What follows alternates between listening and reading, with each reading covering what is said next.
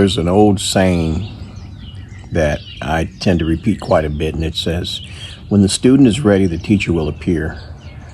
This morning I was starting in the book of Mark.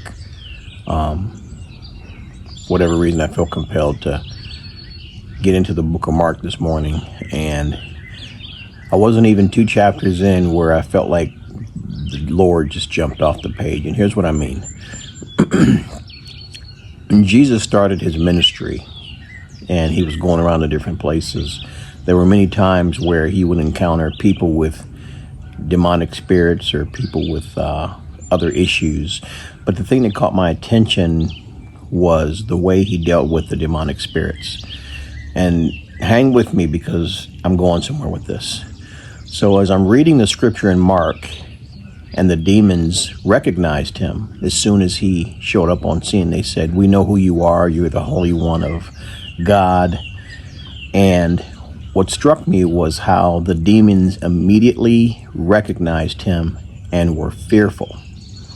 And the point I want to make is many of us today, many Christians today, who are really trying to walk according to God's principles, we battle those same demonic spirits, yet we give them so much power over our lives and so much authority over our lives. And it's funny because when you give your life to Christ, you belong to Christ, and you have the same authority that Jesus Christ had because we are joint heirs with Jesus Christ. So what caught my attention was when he told the demons, he said, "Be quiet."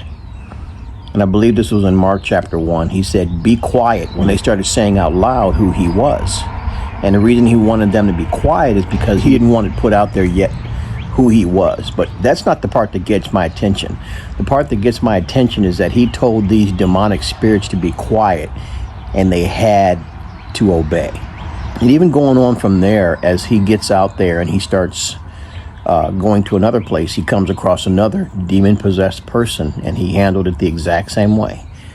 The demons began saying who he was, and he told them to be quiet and to come out. And what's funny is when they came out, there was no hesitation. They had to do what Jesus told them to do, whether it was to be quiet, whether it was for them to come out of the person they were possessing. This is powerful, y'all. And the reason it's powerful is because we have the same authority as joint heirs with Christ. So my question is, why don't we walk in that same authority? Why do we give these demonic entities any attention, any power over our lives? We walk around, a lot of Christians do, defeated, beaten down.